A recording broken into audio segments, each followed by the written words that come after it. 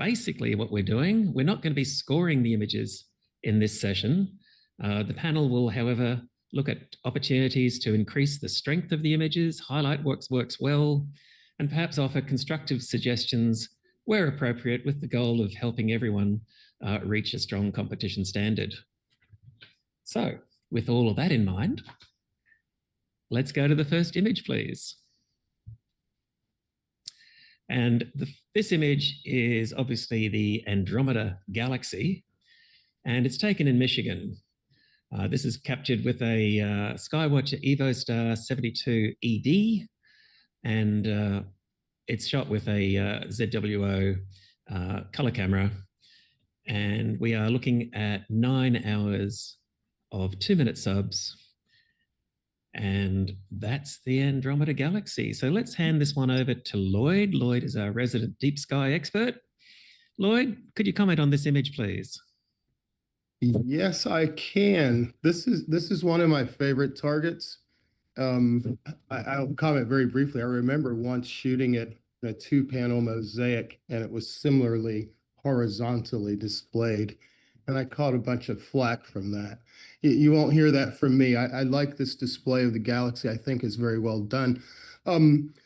There are a couple of things that I do when I work on images, and I pick exemplars or comparables, kind of like you do in real estate.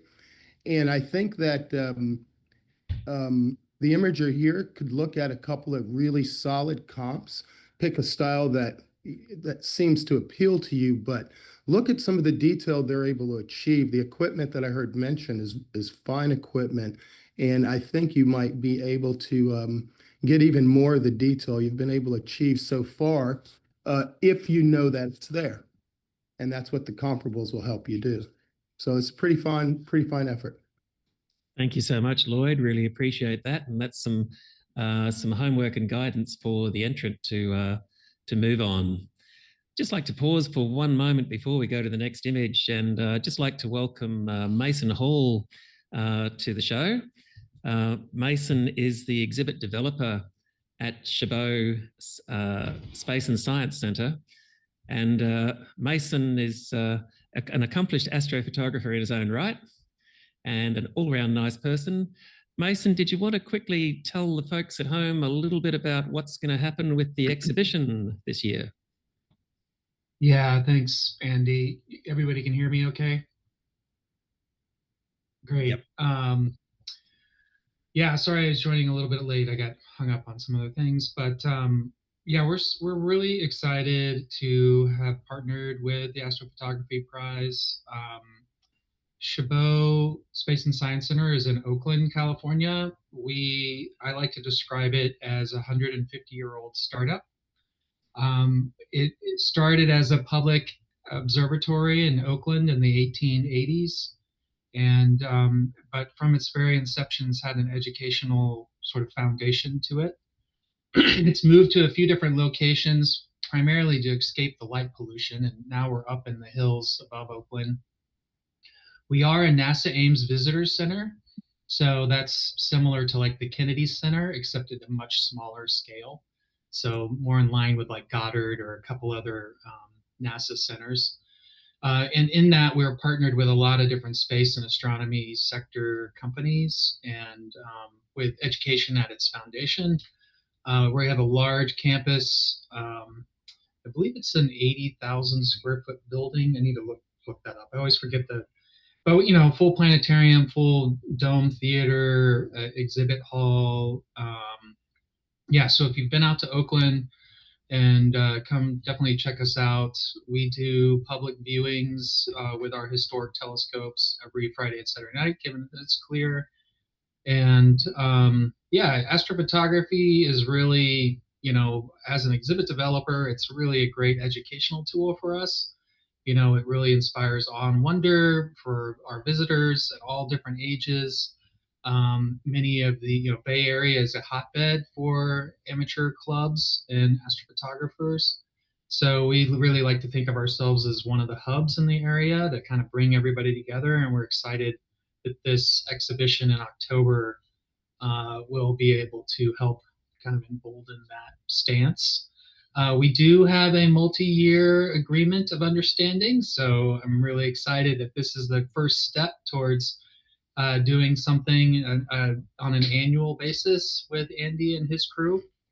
And we want to extend a thank you to Lloyd with Deep Sky West and a lot of the other sponsors that are pitching in with the competition. And yeah, really excited about the exhibition opening. And we're also going to be hosting one of the live judging events on August 12th. That's California time. So if you're in the deep sky category, hopefully we'll see you that evening. So happy to answer any questions for you guys. Fantastic. Thank you so much, Mason. We are really excited about the new partnership and looking forward to seeing fantastic images on the walls. So speaking of fantastic images, let's go to the next one, please. So what we're looking at here is an aurora from Lake Maporika. I hope I pronounced that almost correctly. This is taken on a Nikon Z6 III with 13 60-second exposures. Let's hand over to one of our resident aurora experts, Rachel. Could you comment on this image, please? I can. This is shot in my neck of the woods, so I'm very familiar with this area. Beautiful color tones. I'm absolutely loving the palette of the entire image, which is blending really beautifully with the foreground and the sky. All the tones match gorgeously. I just wish I could have seen a little bit more of the foreground. It's just a tiny little bit top heavy, and we could have got that beautiful curve of the lake, or is it a river leading into the lake. Stars are beautiful and sharp. It's a very hazy looking night. We've got a bit of a Kira Fuji effect happening in the sky there. Stunning. The colours are on point. It's not overly saturated. Got a couple of beautiful beams in the middle. But yeah, just a little bit more foreground would have really elevated this image. Thank you so much. Lucy, did you want to contribute a little bit to this one as well? Yeah, sure. I quite agree with what Rachel just mentioned. I do appreciate this kind of beautiful scenery. And I noticed that both the large and the small Magellanic clouds has been well captured in the image as well. I think one tiny thing is, if ideally possibly, the photographer might consider to capture more foreground coming from the left-hand side, so that, because currently I think the mountain is a little bit cropped. So if some more like foreground part from the mountain can be captured, that would give audience a better sense of completion, I think. Thank you so much, both of you. That's awesome. Just one question from me, if I may throw it to Rachel in this case. Rachel, I'm not an aurora photographer, and I bow to your expertise on this. Does this image look a little desaturated, or is this about how it should look? It's maybe a little desaturated, a little bit. We get the reds really vibrantly here in New Zealand, so I guess it's a personal taste of the photographer whether or not they want to really let those reds rip or bring it down a notch. I think it's tastefully done though, but for me, I love colour and I push the boundaries a little bit, but that's all subjective, I guess. So yeah, I do like this though. Thank you so much. The star color in the reflection in the water is really impressive on the lower left side. That's pretty cool. Oh, yeah, you're right. It's also the Southern Cross right there in the reflection. It's pretty cool. Let's go to the next image, please, team. Thank you so much.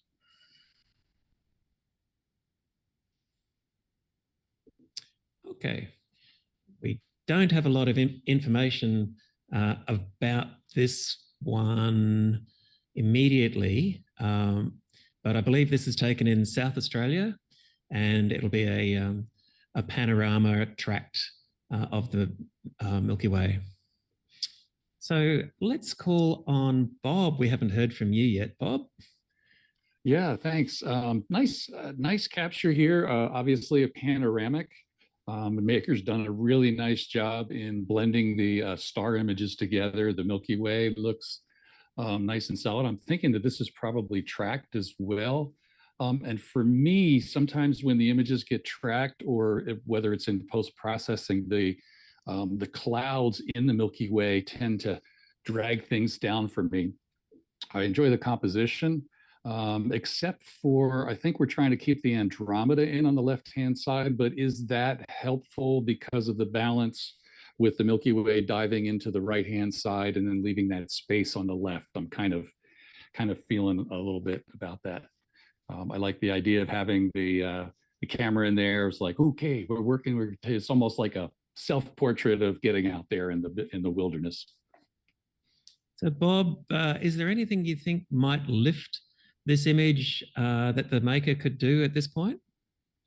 I think I'd crop a little bit off the left there, and then I would work on the star field a little bit.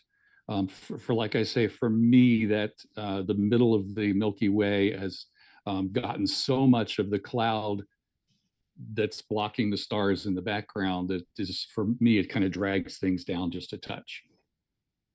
Thank you so much. All righty then. Lucy, did you have something to contribute there? You've raised your hand. I noticed that I actually quite appreciate this kind of image, and I noticed the photographer actually captures some kind of zodiacal light in the middle, I think, and some kind of like air glow is also well captured. So I think one little comment is, if possibly, some kind of white balance might be considered to tweak a little bit, so that I think the natural color of the background can be reviewed.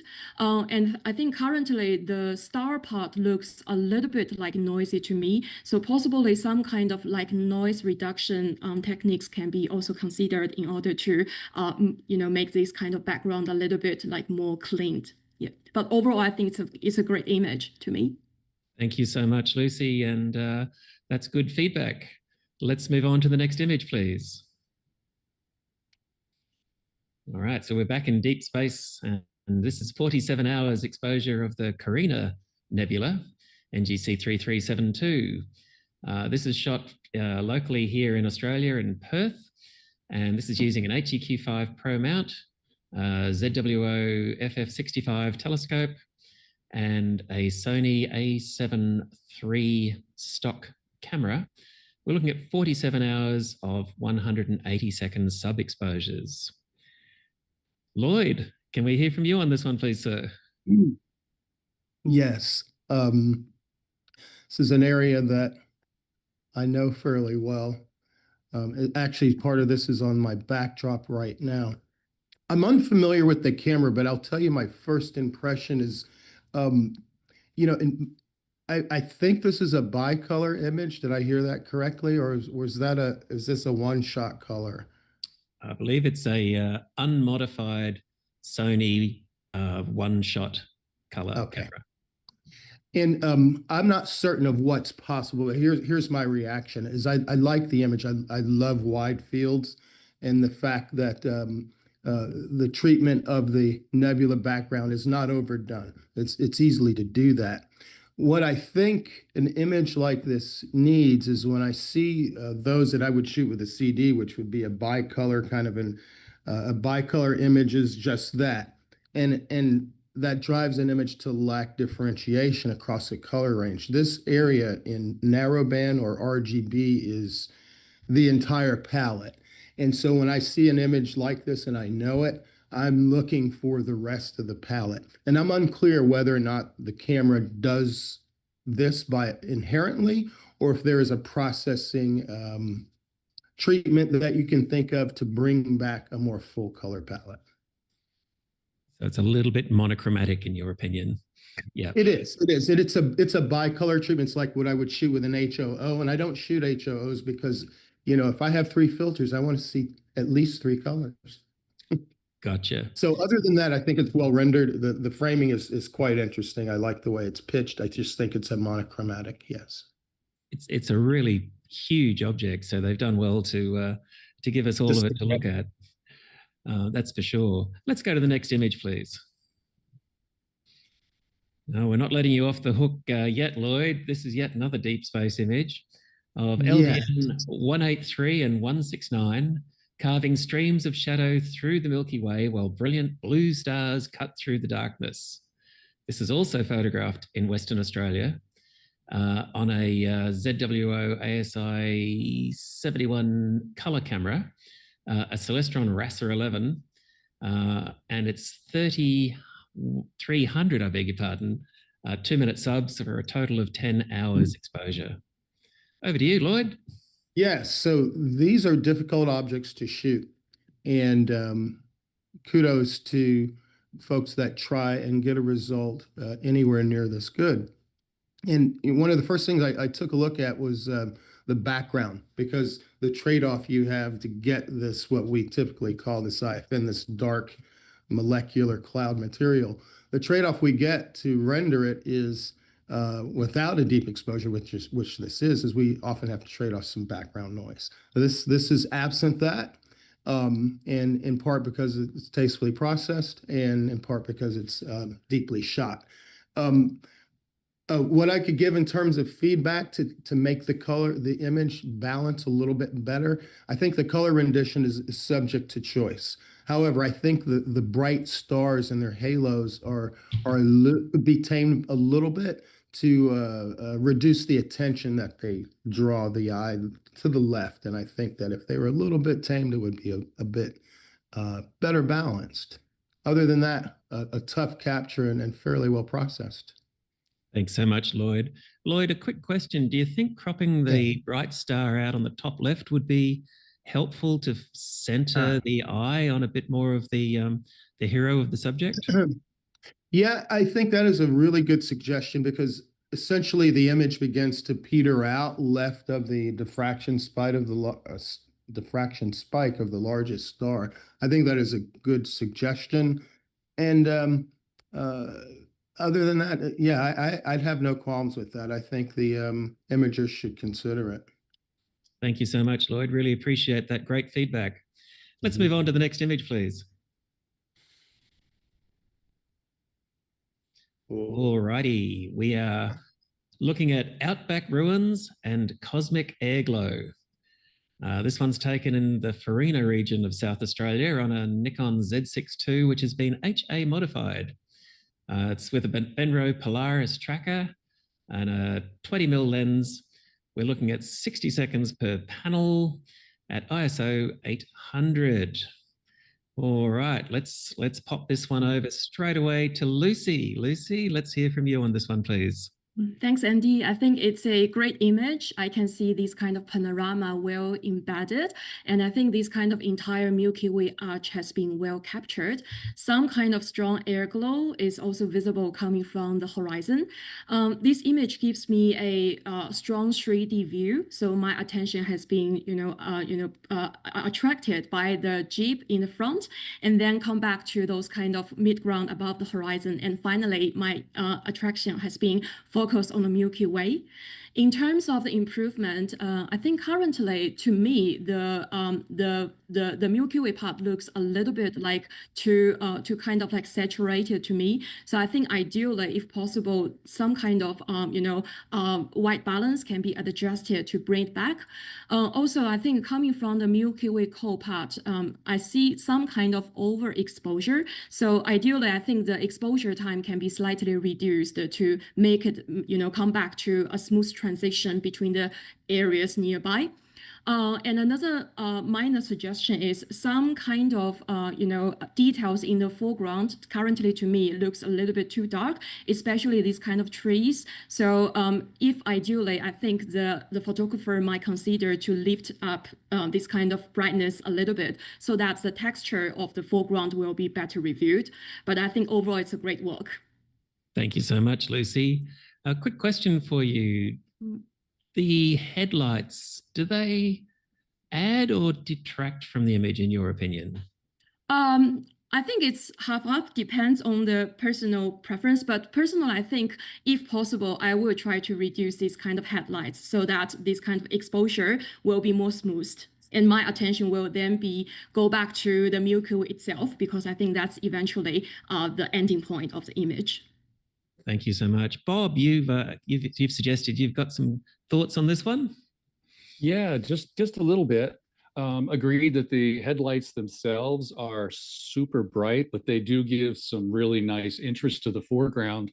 And agreed that the blocked up shadows inside the tree on the left-hand side there grabs so much attention because that contrast is so high.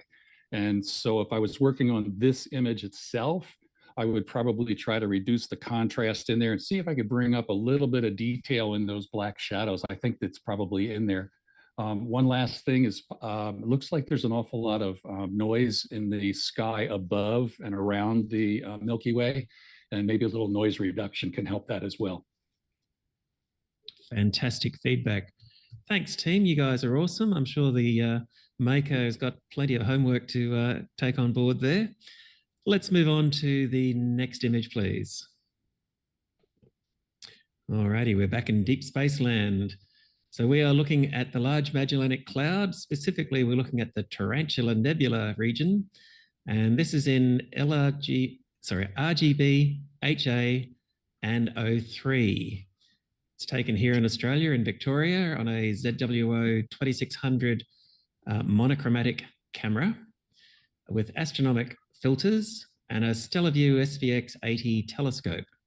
A total exposure integration of 32.5 hours, as I said, through several filters, RGB, HA, and O3.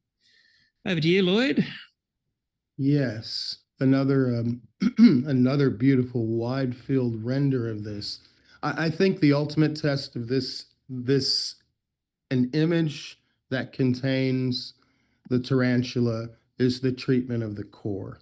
Kind of like Andromeda. We looked at one earlier. I didn't speak on it then, but in the core, if you look at exemplars, you actually see streamers of the of what seems like spiral arms going all the way throughout the core. It's not just a golden dome. Likewise, when you look at this image and you take in the breadth of it, it's beautiful, and you're drawn to that core. And here, something has occurred that doesn't do it as good a justice as can be done. It's been clipped, it's been baked, as I would say, to white. So I think solving for that can be helpful. And for example, there are other nebular structures in the upper left corner, also at around 12 o'clock. Every one of these you can explore. Can I grab a touch more detail or even sharpness around some of those ridges? When they become rounded or a little bit over smooth, it's not the best light to display this object. And I believe the data is here. One quick example. On the left side, there's a dark area below a large clump of material speckled with stars. On either side of that dark area are these filaments, and they're very round here, if you understand me. I believe those are more filament, more string-like. So I challenge you to work on bringing the detail up a little bit and reducing some of the roundness of those areas, and get to the core. The field itself, though, is quite beautifully done. There's something happening toward the upper center. If you notice this intrusion of light, it may be an off-frame star, or it may be something you can touch up with a little bit of background neutralization. I'm unclear on that, but it's attention-getting, and I think you can make an improvement there. Thank you so much, Lloyd. Hope you can still hear me. My camera just literally died, so it's onto the backup one there. And I think my face has gone very pink. I matched this photograph well. Thanks, Lloyd. That's really good feedback. Let's hand on to the next image, if you would, please. All righty. Looks like we're going to go to Rachel first on this one. This is the Aurora Borealis over Finnish lakelands. It's taken in Finland. I won't even attempt to pronounce where it's taken, but it's on a Sony A7RV on a 14mm 1.8 lens. Rachel, could we hear from you on this one, please? Wow, this would have been a sight to behold. It's very green, isn't it?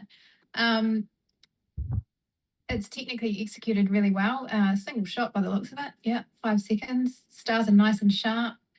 The issue I have with it is how green it is between the sky and the foreground. And I understand that this is probably how it looked fairly straight out of camera, but I would love to see it toned down a little bit more in the foreground and maybe bring the highlights down a little bit more in in the water, just so we've got a better balance between sky and foreground. And also we've got the horizon running straight through the middle. So maybe cropping up from the bottom slightly would have balanced this image a little better. But I mean, I'm jealous. I would have loved to have been there. It's gorgeous. Well done. Yeah, it's pretty spectacular, that's for sure. Let's hear from Bob. I'm curious, Bob, on your thoughts on composition here. Yeah, I really enjoy the dock that's coming in there. I feel that if the maker had taken a little bit lower angle, it would have lowered that horizon as well.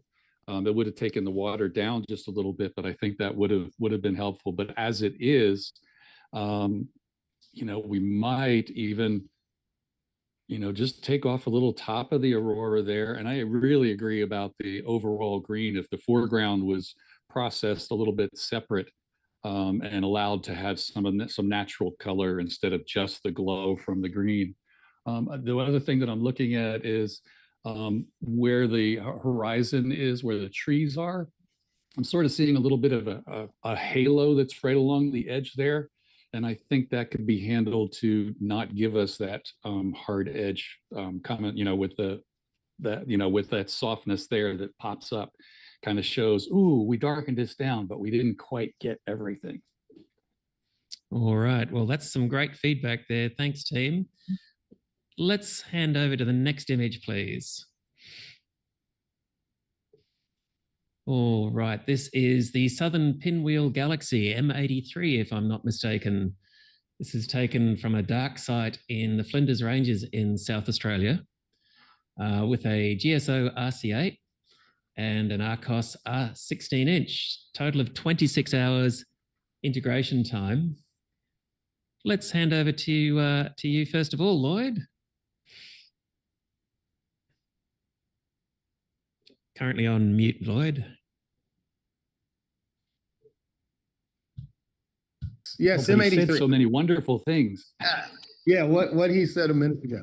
M83, I know it well. This is I'm struck by the detail of the core. We were talking about galactic core detail a second ago, and we got that here, which I think is good. But the other thing I'm struck by is when you constructed the underlying RGB, I would suggest spending a great deal of time on the RGB to produce as close to your final image as you think you can reduce, ignoring the luminance. And it will force your hand to deal with some remnants of chroma noise in the background, the splotchy. You'll notice the blue, orange. As this started off, that was likely blue-green color noise. And so the orange that even spreads off the limbs of the galaxy, well, actually, it's kind of a halo, especially at the 1 o'clock area. I don't believe that that's natural, and I believe that's an artifact. And outside of that, the detail and the core is really well done. The inlay and the capture of the HA is done well. It's background chroma noise, and this splotchy orange blue thing, I think, is an artifact thereof. But you've nailed the hardest part, which is the core. Lloyd, do you have any thoughts as to the composition with the image so centered there? Is there anything you think that the entrant could perhaps consider with regard to some cropping or framing at this point? Well, honestly, M83 is just kind of by itself. And with a scope of this size, I think it's an RC, I think it was an RC, a large RC, perhaps. Yeah. The imager will find, much like M51, there in some cases are a dearth of really, really good guide stars, but maybe not so much in this image, but there's just not a whole lot here. So I think creative framing would actually be some interesting deep cuts of the target. Other than that, I know you as a professional photographer are wondering why this thing's dead center plain by itself. And it's just, I think, because that's all that's there, frankly. Fair enough. Now, you may know something different, but I think as a galaxy study, I'm okay with the framing. Thank you, Lloyd. It's a joy to zoom in on this one and pixel peep around the edges and look at all the little tiny galaxies in the background, because it just makes us realize how infinite and amazing space is and how accessible it is now to us all. I think it's fascinating that, you know, I look at the books I grew up with and amazing photographs from Palomar Observatory and places like that. And, you know, nowadays we can not only match those in most cases, we can take better photographs. That's technology. The innermost of those two satellite galaxies, they're not satellites, I believe they're just background galaxies, but the innermost of those two looks like Deep Space Nine to me. Ooh, are you a hang on, let me get a thing. Are you a Star Trek fan? If you know, you know. If you know, you know. Yep. I'm not ever going to unsee that now. Next image, please. All right. Still in deep space, we're looking at HSO image of part of the Clamshell Nebula. This is taken on a Takahashi TOA 130. I know that telescope well. I have one. On an ASA 2600 camera. I have one of those as well. And Antlia filters. No, I don't have the total exposure time to share there. I'm going to hand this one straight to you, Lloyd. This is very much in your part of the world. I know this area as well. This is a large area. It's I've shot it a few times. Here's the thing with this is a complete SHO, correct? If I heard you correctly. Oh, here we go, HSO. So that's actually the palette order that was likely used. My first reaction is to the palette. This kind of a Hubble-ish turquoise gold render, and once again, I think that the imager might find that with some interesting. Let me just cut to the chase. I think the color choices could be a little bit different and not rely so much on some of the old school style rendering of the traditional turquoise gold palettes. There's some interesting options that you have when you have all three of these together, and it looks like the stars are RGB stars too. I would suggest looking at this in a different order, SHO or HSO, or use a LUT creator to give you the ability to address the colors individually. I don't think there's anything technically wrong. The noise level is quite good. The sharpness, as opposed to an image we saw earlier, if you look at the edges of some of these nebula regions, are not rounded over, so that's well done. I believe while not completely monochromatic, you have an opportunity here with the data to create something that will stand out because it uses a more rich color palette than this. Thank you, Lloyd. That's much appreciated. The dust is really interesting on this one. I find that those patterns are fascinating. It's quite sharp, and it's not overdone, which is difficult to do. They're little ghosts sitting clearly in front of something, which is well rendered. Glad you saw that. Let's go to the next image, please. We are looking at an astro landscape from Hastings Point. The entrant has chosen a 20mm lens to frame the rugged inlet, restless tide, and low cloud as they give way to the Milky Way rising in the expansive night sky.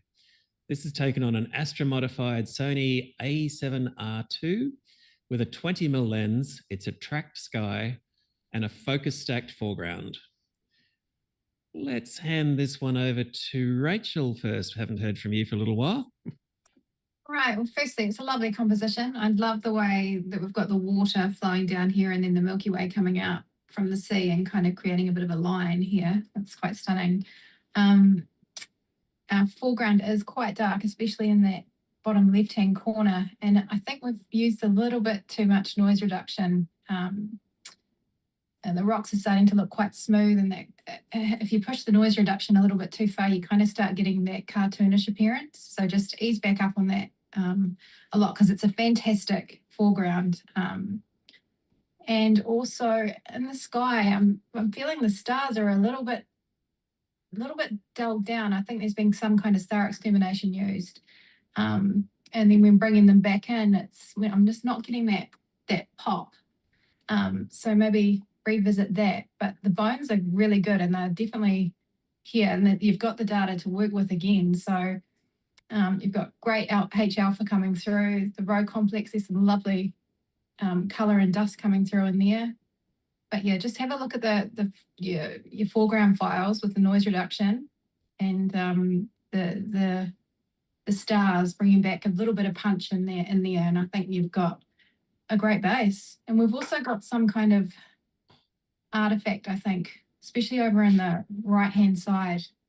And I think that could be from using sky replacement. So you might want to revisit that as well. But really good bones.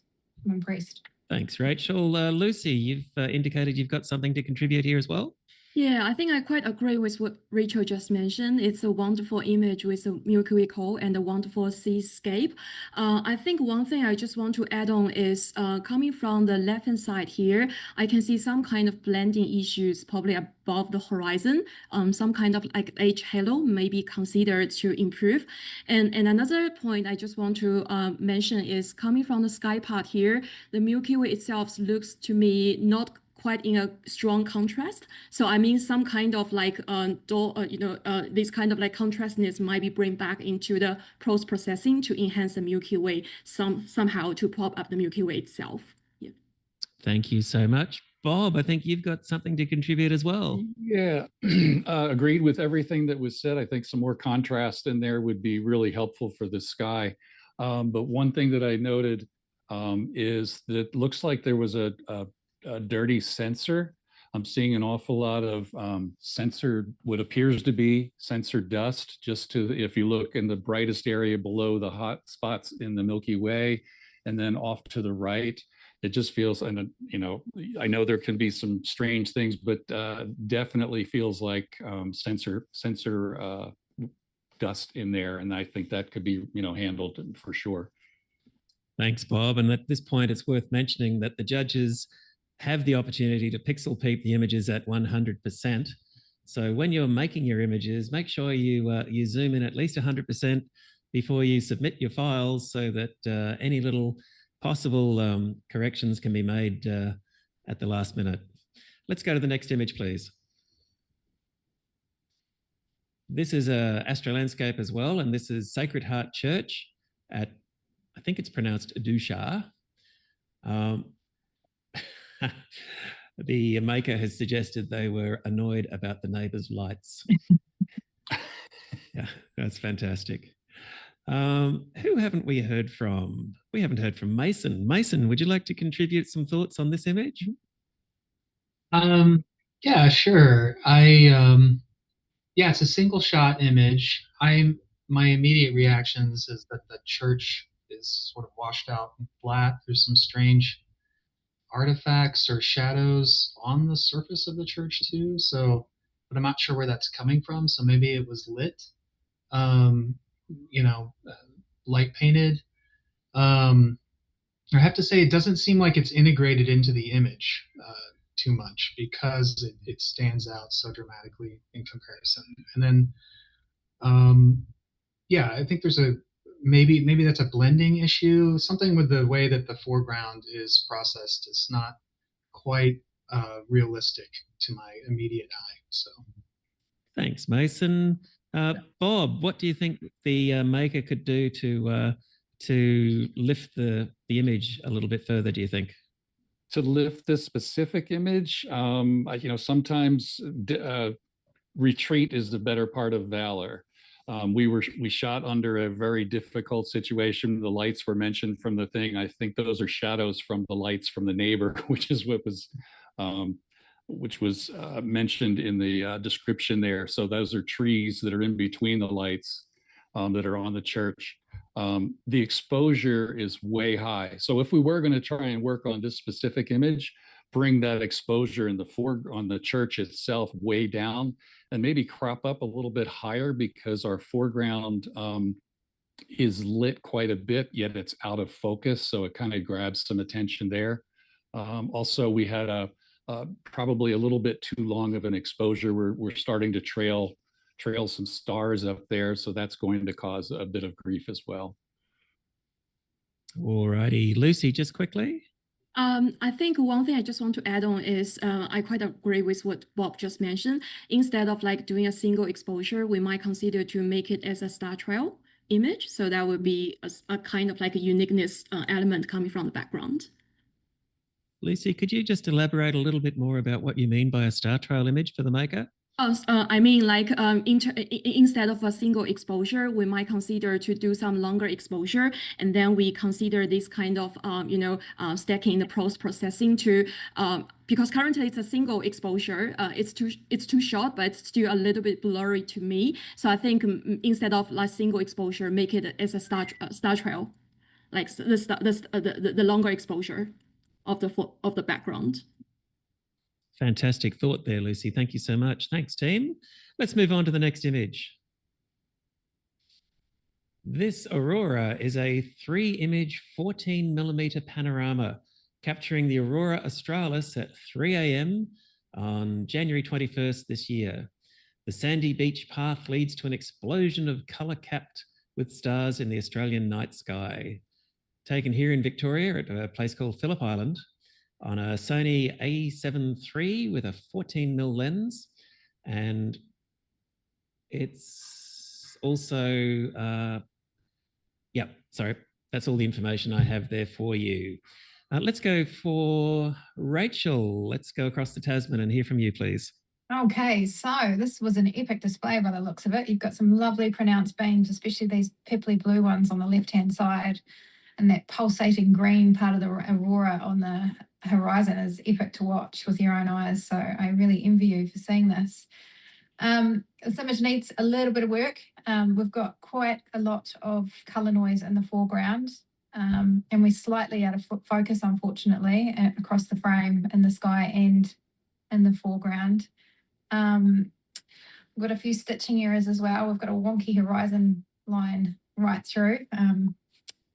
That's normally, I would say, you've stitched it in Lightroom, so it's always tricky doing it in there. And you kind of have to take it back over to Photoshop to warp it back into line, which is no easy feat. But going back to when you're shooting it, it's essential with panoramas to make sure that you're completely level with each frame that you shoot, and that makes stitching so much easier. So just keep that in mind next time when you're actually out in the field, is to keep your camera completely level between each shot. The colour is very bright. I think you could do with desaturating it slightly, and maybe bringing the contrast, less contrast, I should say, as it's starting to get a little bit muddy in the foreground here. But I mean, it's an epic scene, well done, and just try and work on those things I mentioned, and you're definitely on the right path. Thank you, Rachel. So we touched a little bit on colour in a previous image where we thought maybe it was a little desaturated. So I'm hearing that you think maybe this one's pushed a little bit too far. Yeah, it's just a little bit, it's got a little bit slider happy, I think. And that's coming from me. So. Thank you. Bob, you've got something to contribute on this one. Yeah, it's easy to get distracted by an aurora that's just that freaking amazing. So that part was done really well. But in the foreground, you would look to probably focus stack, because we've got in focus right across the bottom of the image. Then you go forward just a little bit and the focus is gone, and then the stars are back in focus. So there's a real dichotomy there that can cause a problem. So focus stacking and layering those different layers, focusing in the front, focusing in the middle, and focusing in the back, then blending those together, and maybe allowing a little bit more light to expose on that foreground so those shadows aren't so blocked up. That's great advice, Bob. Is that something you teach at your workshops? Yep. You should put in a plug for your workshop there, Bob. Many times the workshops are a little bit more on the beginner side, right? Because people who know a lot, but I can do that as, if somebody wants to come for it specifically, we can work on that. You'll find him in Sedona, Arizona, everyone. Next image, please. This deep sky image is an experimental image using hydrogen alpha, hydrogen beta, oxygen, ionized oxygen, and ionized sulfur data in a 2-panel mosaic.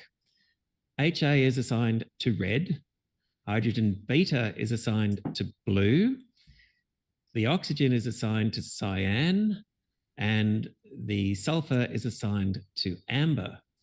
This is taken in the USA and Arizona under Bortle 5 conditions on an ASCAR FRA 400 telescope with an ASA 2600 color camera, using an L-Extreme filter, a reducer, and we are looking at a total of 8 hours of, oh, I beg your pardon. We're looking at a total of 58 hours of integration time of broken up across those filters. Lloyd, I'm going to hand this one straight to you, sir. Yeah, this heart and soul together here. First comment, I'm going to talk about the first thing that strikes me. So there's no particular order except for that. The Heart Nebula, the kind of the the weird part, you know, on the very top of the screen. It would be good if we could just move the whole thing kind of down the screen a little bit and over to the left. If anything, if you imagine with me, just rotating that a little bit to the right, so the little pointer is kind of toward the corner. There's a framing thing I think could be improved here. I am frankly unfamiliar with some of the filters. I've not used hydrogen beta, for example. So I can't comment heavily on the color mapping, except to comment on the effect, which I think is interesting and different than what we typically see with SHOL RGB imaging. Aside from that, though, I would challenge the imager to look closely in the background area. You'll see stars that are just red dots, and others that seem to be as if one color or so may be off. There's some treatment that needs to be done to the background star field is what I'm saying. And a little bit of star reduction might not be too terrible. Either tame the colors and get those consistent, get rid of a little bit of the chroma noise in the background, and I would suggest a little star reduction in this case might also be helpful. Last comment is the center of the Heart Nebula, the so-called Malot 15, those spires that point upward. That's a focal point, as well as the nebula items that point perpendicular to it. Endeavor to get those a little bit sharper. I know this is wide field, but if you go in at 100, as Andy was talking about a second ago, you'll see what I see, which is a little bit, once again, of the rounding of the nebula elements. So a little bit of framing, background treatment, and get your attention getting details like the center of the heart, get those sharp. And I think this image is unique in its color palette. Thank you, Lloyd. I just want to contribute one thing, if I may, on this one, and that's the trap that sometimes we fall into when we can fit 2 objects in our frame at the same time, but sometimes the objects compete with one another for attention, and our eye is drawn from one and then to the other, and then with no particular comfortable place for the eye to rest, it tends to rest in the middle where nothing is happening. And I just wonder sometimes if a little bit more space around the whole thing here would help us to center that our eyes a little bit better on that image, perhaps even cropping off a little bit of the left. But these are choices that typically are made in advance of capture, because obviously it's a little late to do too much now. Yeah, you're right. I mentioned that thing about cropping. It would have to be planned earlier on, but as the image lives, I think it can be punched up with the treatment of the background color noise. It actually bleeds into some of the fringe nebular elements. If you look to the at 12 o'clock into the red fringe of the Heart Nebula above, you'll see what I mean. Yeah. That can be rescued. The data is here for the for the person who captured and rendered. All you have to do is extract just a little bit more from it. Thanks very much, Lloyd. Let's go to the next image, please. This astro landscape image was taken at Echo Cave, an ancient ancestral Puebloan Anasazi archaeological site located in the backcountry of Monument Valley, Arizona, accessible only with Navajo guides. It's taken on a Nikon Z6 II astromodified with a Sigma 14mm lens, 90 seconds, taken at 2 a.m. when the Milky Way aligned. Mr. Arizona, that would be you, Bob. Hello. This is in your part of the world. Let's hear from you, please. Yeah, this is a lovely composition. Has a lot of good things going on for it. I feel like the foreground and is overlit. Maybe overall, just bringing the exposure down on the entire image, I think would help this. It would juice up the colors in the foreground there. Maybe tone down the extra light painting that was done on the arch itself. I enjoy how that's my kind of color palette for the Milky Way. I enjoy how that was put together. I'm not sure if there's just maybe a little bit of star reduction could, allow the Milky Way to come forward just a little bit. And again, I think overall with that lowering of exposure would help the image a lot. Thank you so much. Mason, do you have some thoughts on this one for us? I do, yeah. I mean, I also totally agree. I love the composition. I'm a big fan of the patience and dedication that it takes to wait for an alignment and get that shot. But my only thought is because it is so well lit, you can really tell the blending, especially within the window at the bottom. If you look at the edge of the rock compared to where the stars start, I can see a little bit of blending issues going on there that happens when you layer your foreground with your background.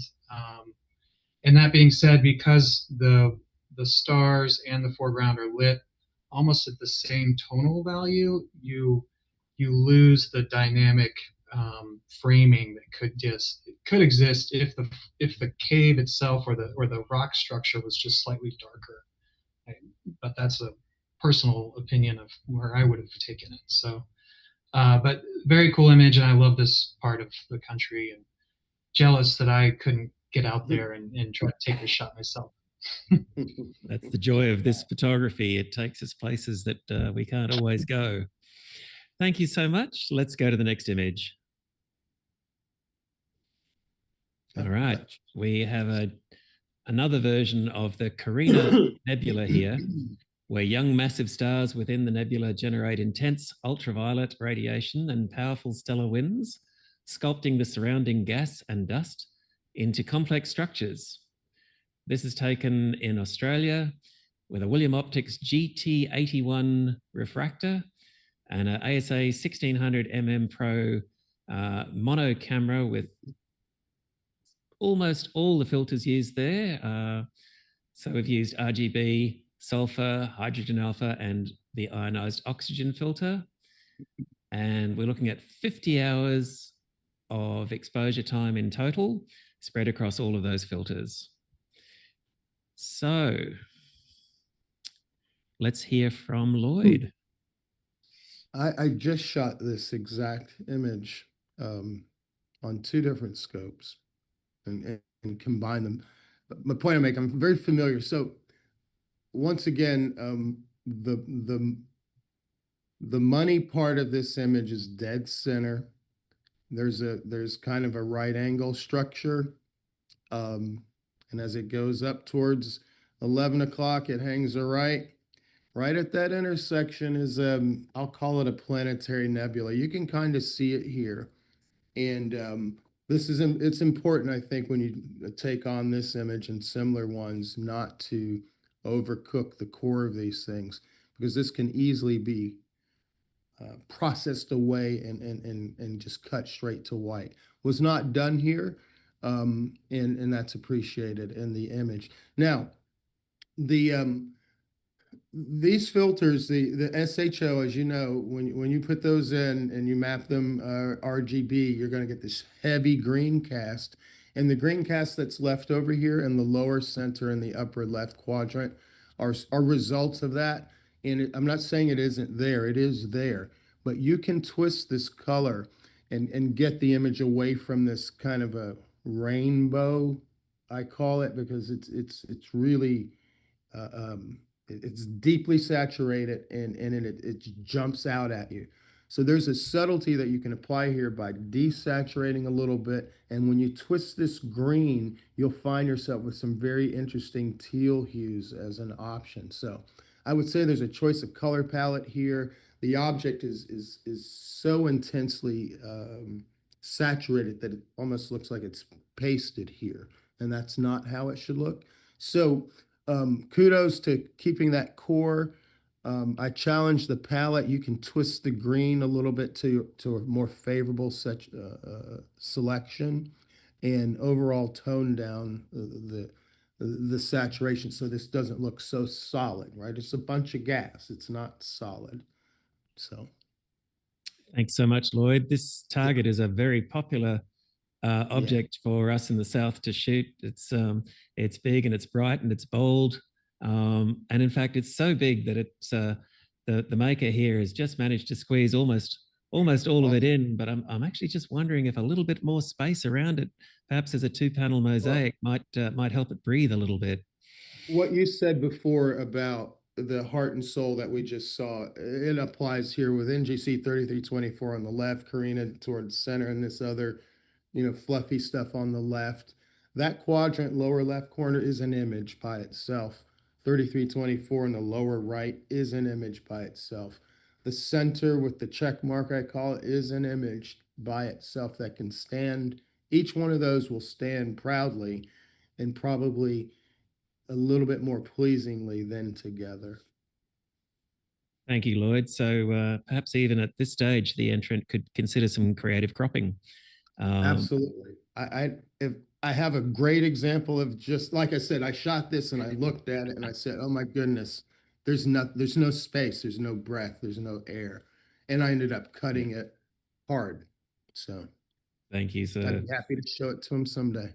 All right. Let's go to the next image, please.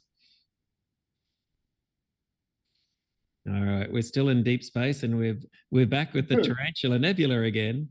So this image of the tarantula was taken over 2 nights in May 2026, so quite recent.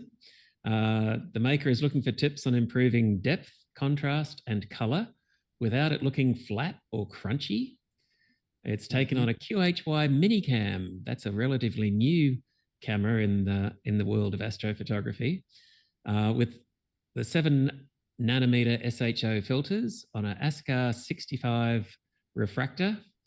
And we're looking at a total integration time spread across those filters of 3 hours and 45 minutes. So Lloyd, the maker here, is looking for some tips on improving this image. What are your thoughts? Let's start where you're going to start. If I could predict that. There's a lot here. There's so many targets. You can capture so much with a wide field instrument like this. And if you do a mosaic, you can get it all, you can get it all, you can get it all. And perhaps a focus. Again, there's some limitations given the focal length of the scope, but I would not endeavor to make, take the core area, which exists over in the left quarter of the screen about midway up. It's all white, and you know what I'm going to say about that. You have to dig out the detail that exists here. You can't allow it to get drugged and clipped all the way to white. And if you have the opportunity with your optics, I would say there are probably anywhere between 1 and clearly 2 images here that frame differently would be helpful. The maker could think about the color palette because it is essentially, yet again, a bicolor image, but I think it was shot across 3 7-nanometer filters. I know there's 3 colors here, but the render of this should, at worst case, not worst case, it can look similar to the prior one we saw that I called the rainbow palette. If we can get it there, with this filter selection, then you have an opportunity to improve it further. Right now, it's kind of blocked into this red and blue or orange and teal. And that's not what you can extract from these three filters. Thank you, Lloyd. So effectively, just to recap, we're looking for not a bicolor image, but we're looking to see each of those gases rendered so that if someone was wanting to do some, I guess, space science on that, they could tell immediately which elements they're looking at because each one will be a different color. You will see distinctly three colors for certain, and I would suggest that in terms of the blending. And again, the nebula core detail there's quite a bit, and it gets lost in the white section. So, and there's things you can do to mask stretch and only bring up certain hues or certain intensities, and realize that you can increase or decrease luminosity and color hues and the luminosity of specific colors. So the tools that exist in Photoshop and the things that you likely use exist for you to do that. So yeah, you can get a better tricolor there. Well, that's great feedback for the entrant. Thank you so much. Let's move on to the next image. Ooh, that's what she was talking about. There you go. This is what we call impact when the judges go, ooh, this is great. Okay, so it's an aurora image showing up in the lower portion of the frame while taking the star trail group. And this caused an unappealing green and red band, so the entrant has decided to try blurring to blend them. This is taken in Canada at Pontoon Lake in Yellowknife. And this is on a Pentax K1, 77 30-second exposures. Lucy, I'm going to throw straight to you because you mentioned star trails earlier. Thanks, Andy.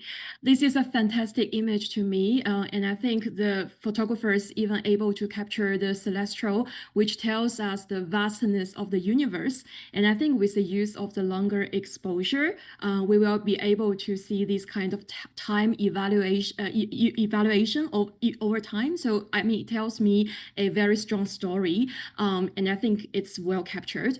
I think one thing I can comment on is kind of like the white balance. Currently, the white balance coming from my screen looks a little bit like greenish to me, but I think it's possibly due to like the aurora impact, so that it's a little bit like greenish. But I think ideally, if possible, the photographer might consider to make some kind of adjustment to the white balance to make it back to the natural color.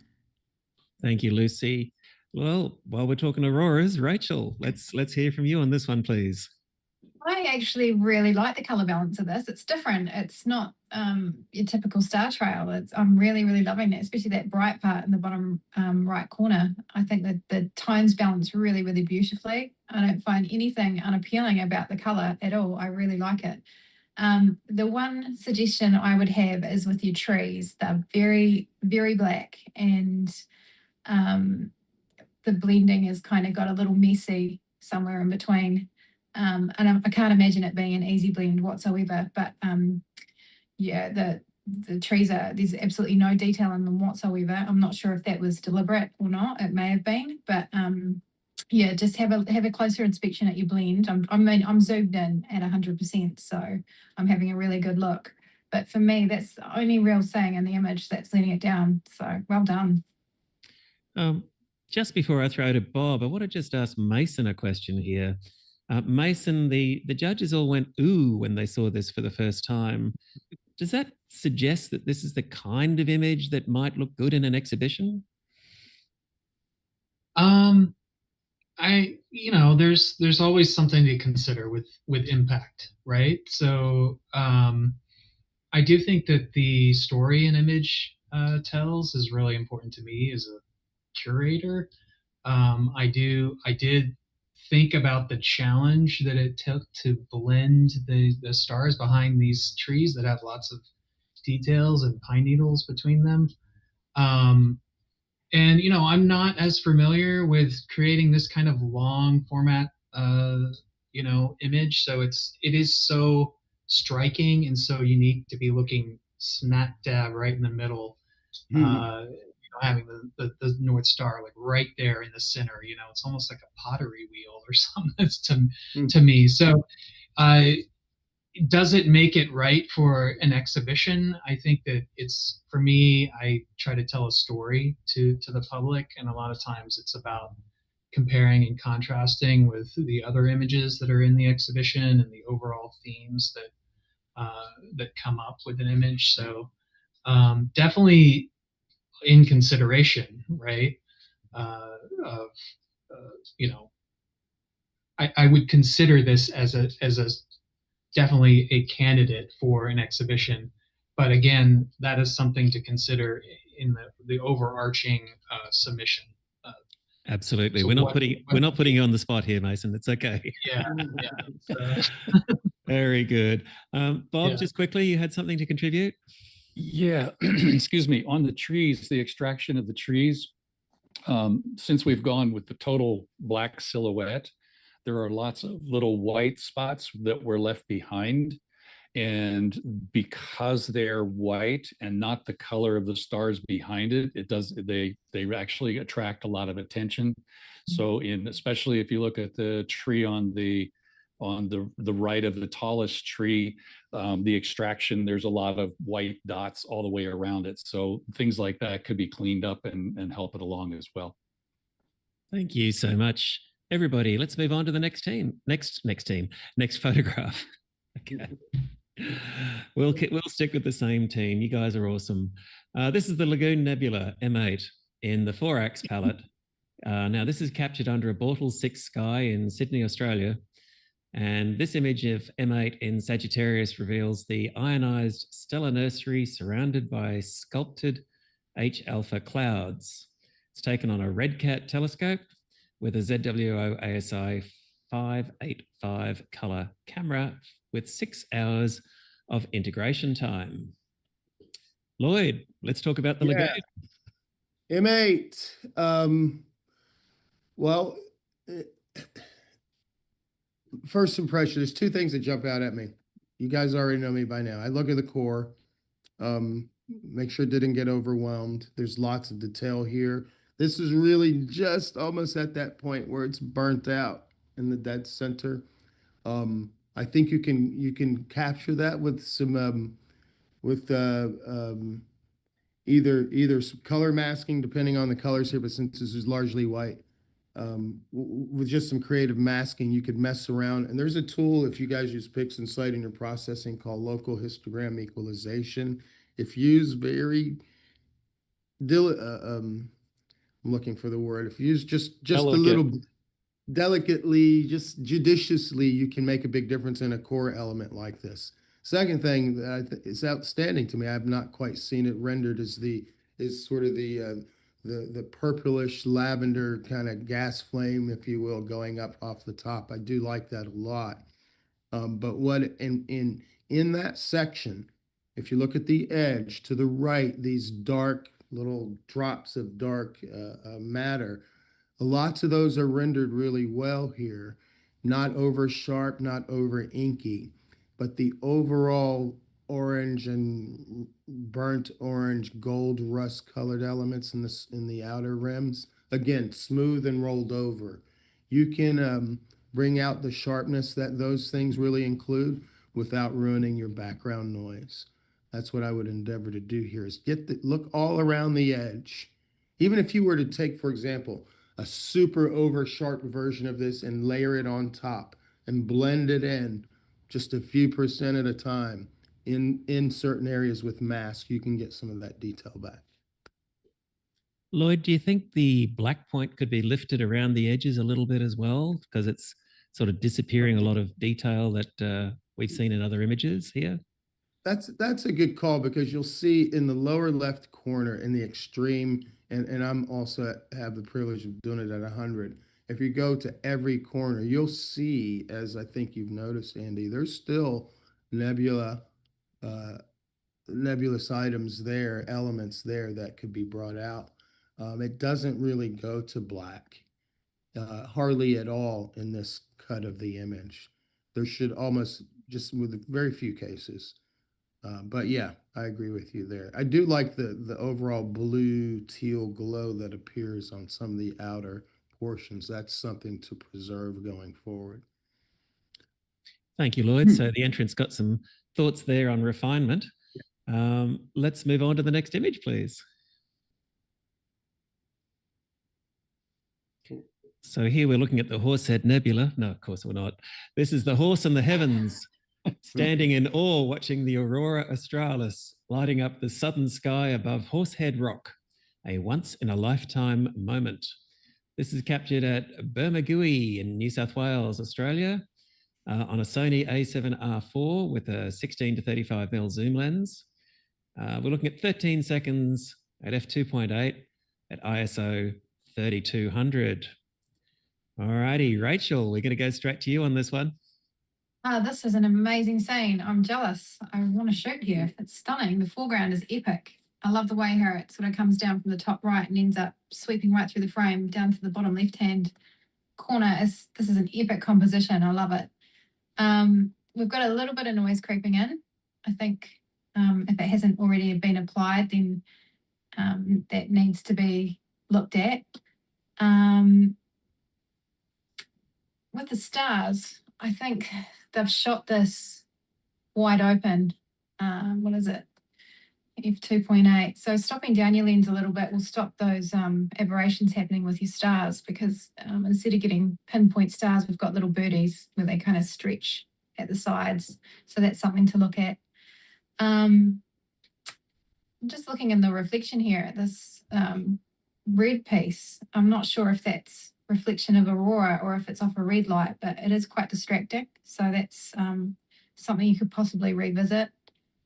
And maybe on the left-hand side here, where the rock is quite pink, and I realize that the aurora will be, making the foreground pink and everything, but it's kind of it's not cohesive with the rest of the foreground. So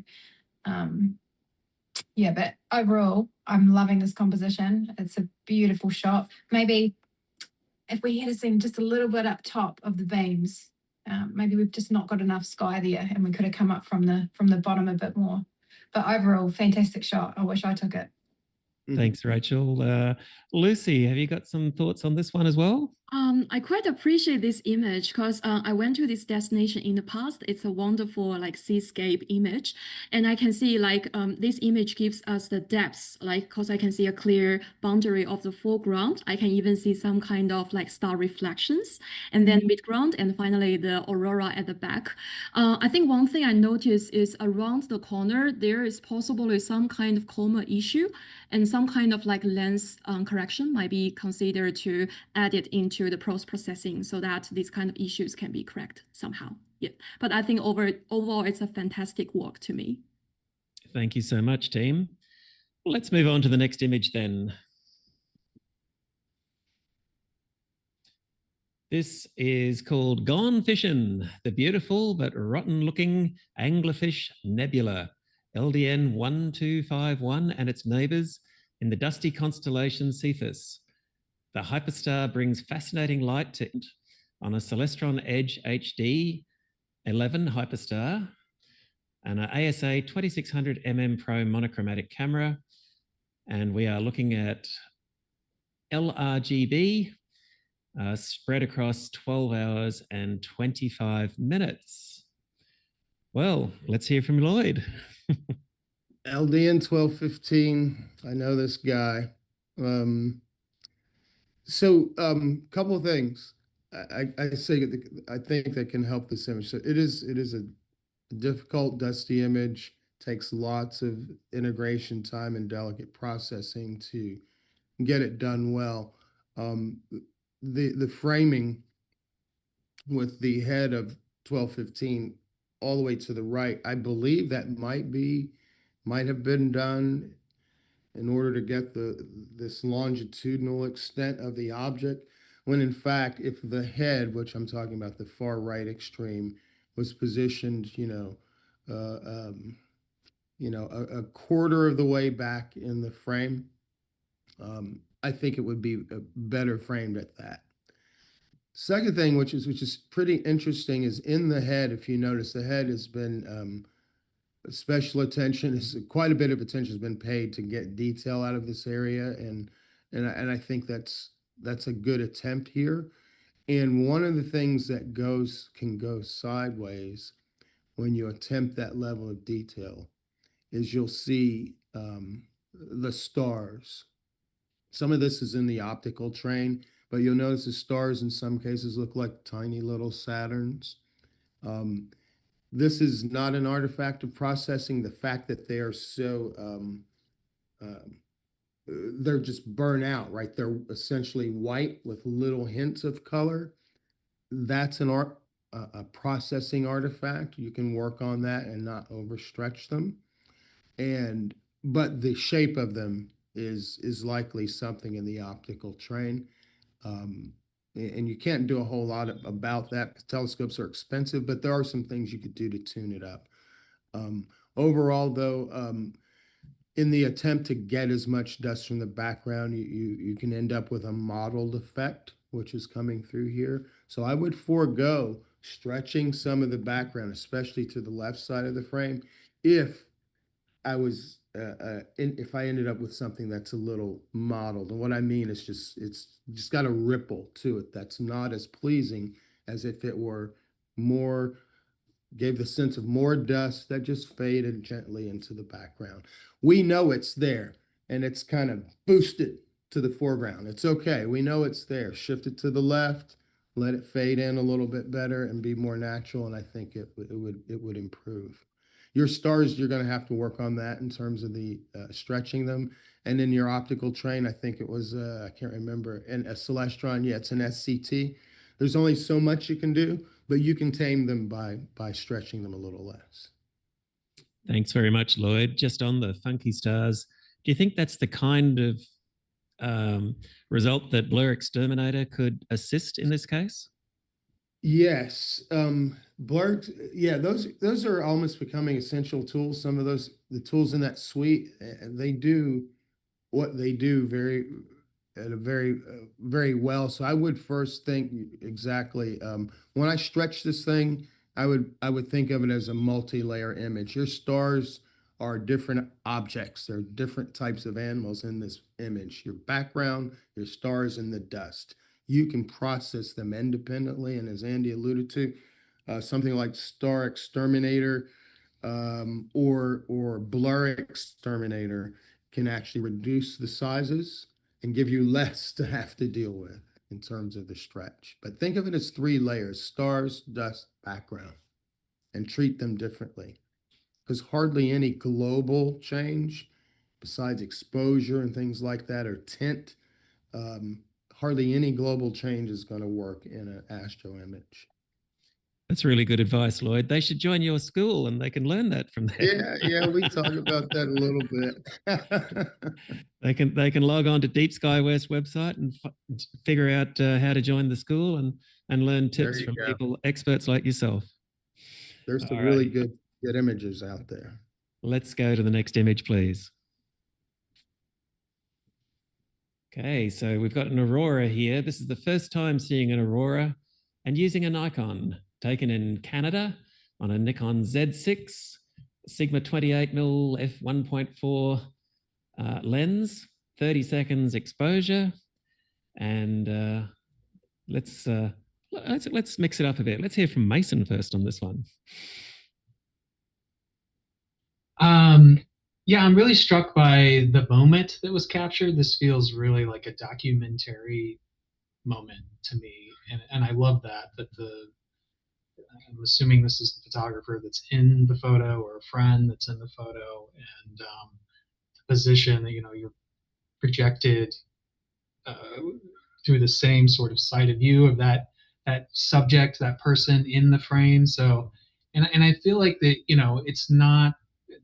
it's almost so natural because of this quick documentary capture that nothing's overstretched or layered, and so it tells that story that's really exciting to me. Yeah, so again, I'm looking at these images and and a bit jealous that I couldn't be there myself. Yeah. Thanks, Mason. Rachel, this is at the opposite end of the Earth to your location in wonderful New Zealand. But what are your thoughts on this one? Well, you can tell he's stoked. He's fallen down to his knees, having a good look. He first time seeing the Northern Lights. I remember the first time I saw them, well, the Northern Lights in Iceland, and I was much the same, but incredibly jet lagged. So it tells a really lovely story. The tones are beautiful. Everything's working seamlessly. I'm not sure if it's the file export or if the star's a little bit soft, but I mean, that doesn't really matter because we're not looking at the stars. We're looking at this beautiful aurora. Yeah, there's not much I can really add to it. I was looking at the trees before, but it looks like there's been wind, so there's not much we can do about that. But just a really lovely scene of a lovely moment. Thank you so much. Bob, a question for you, sir. Is there anything the maker could do with this image to perhaps enhance the emotive content? We could actually lighten up the subject just a hair. Just kind of let that red coat come up just a little bit, and possibly, and I'm not sure, I don't do auroras because if we get them, we see just a little bit of pink. So it's not, I don't get any of the trails, but I think that the aurora would show up a little better with a little more contrast. Just adding a little contrast there. Rachel, what do you think? Yeah, I agree. We could even bring a gradient down from the top and then subtract the trees from it and make those stars and aurora pop a little bit more. Same with Exactly. the person. That's a really good point. Just putting a radial gradient over him and just brightening the whites or the exposure or the shadows up a little bit just to make him be the real standout feature. Good point. Fantastic feedback. Thanks, folks. Next image, please. All right, we're back in Astro Landscape land, and the maker had planned this image for several weeks. When I knew the train was approaching, I exposed just for the lights of the train, and then did 2 more exposures, one for the sky and one for the land, and using Topaz denoise, blending all 3 images in Photoshop and edited in Lightroom. This was taken in New South Wales at Brawongal on a Nikon D7500 with a Tamron zoom lens, and a mix of exposures of 40 seconds, 24 seconds, and 105 seconds to create this image. Let's hear from Bob. Yeah, a lot of fun and man, a lot of planning going into this one. A couple of things that could maybe take it to a next level would be tone down the train is there and the lights are on, and unfortunately that's got way overexposed, so we've got that super bright. And if you were to flip this image, and I do this often when I'm looking at my images, I flip them upside down and then go away, leave them alone. And when I come back to them, I turn my head and say, okay, where does my eye go? And my eye goes right to the train tracks, and it kind of gets locked in there. So when that happens, that's not really where you want people to look. That should be an ancillary to the Milky Way.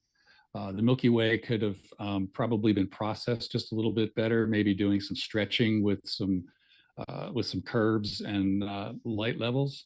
And then a little bit of processing in between the trees there. We've darkened down the background a bit, but we have these holes of light coming through that I don't think are in the background.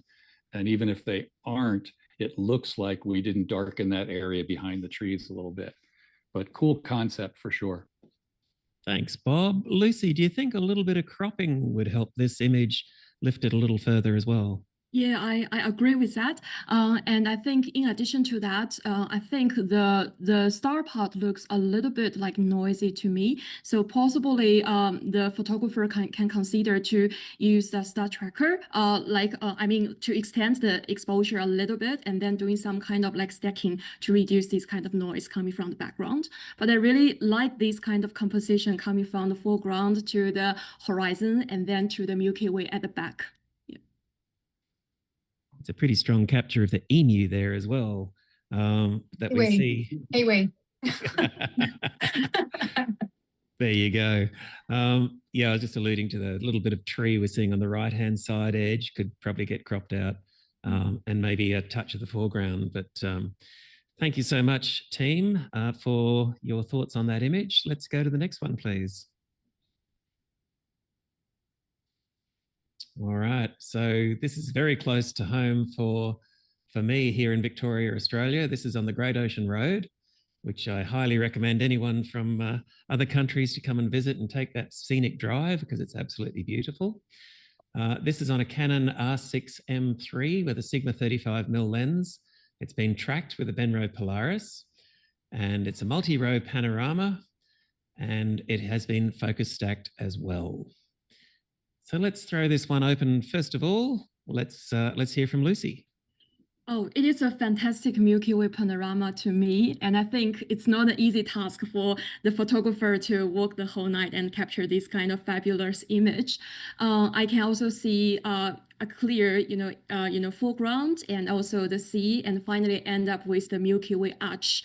I think one thing I just want to add on here is the foreground somehow looks a little bit like too bright to me. So possibly, I think the photographer might consider to turn down the exposure a little bit, so that gives audience the depth of the image.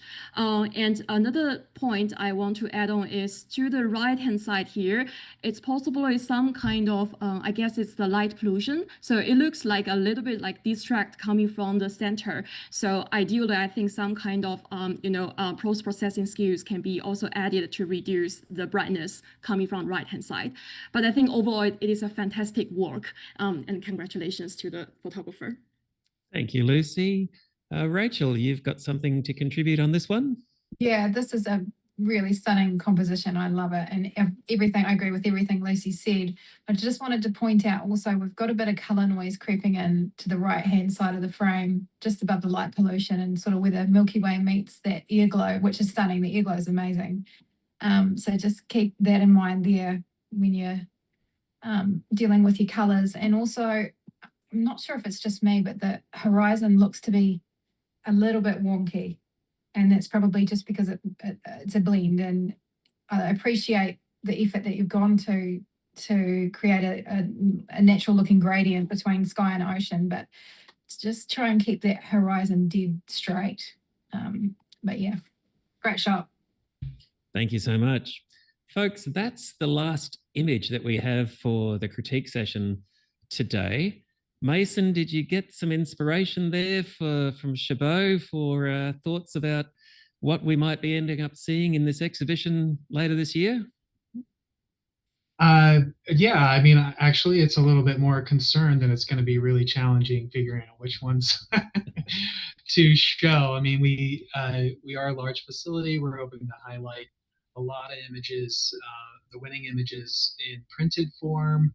But we're also trying to highlight a whole bunch of the images that make it into that last round in digital form as well. So, and we've started on some schematic designs, and we're excited about partnering with the Space Telescope Science Institute to have some other information for family groups tangential to the exhibition. So, yeah, I'm really looking forward to seeing how this thing unfolds, and working with the team, the exhibition team here, and Andy to get something open by October. So it's going to be fantastic. And Chabot have also been generous enough to back the Astrophotographer of the Year. The overall winner of the competition this year will in fact get a $3,000 cash prize. So that's pretty amazing, and we'd like to just particularly thank Chabot for contributing that. That's absolutely awesome, something to look forward to. Just want to thank our judges for all their time today. Thank you so much, Lucy, Bob, Rachel, Lloyd, and Mason, for your thoughts there. Jump onto the website, check out their bios, go to their workshops. You know, if you're in New Zealand, you can see Rachel. She'll look after you. If you're in the United States, Bob will take care of you. If you want to host your telescope, go and have a chat with Lloyd. These people are awesome. And we'd also like to thank our sponsors, Chroma, Sidereal, Move Shoot Move, Deep Sky West, Voyager, and Renton Observatory. Thank you so much. We can't really do these competitions without you. Folks, the exhibition, sorry, don't panic, Mason. The competition entry opens very soon. So jump on the website. You've got less than 2 weeks before the competition opens. You'll then have a month to get your entries in. We will have one more critique session prior to the closure of the entries. And we'd just like to thank you so much for tuning in and enjoying us wherever you've watched us today.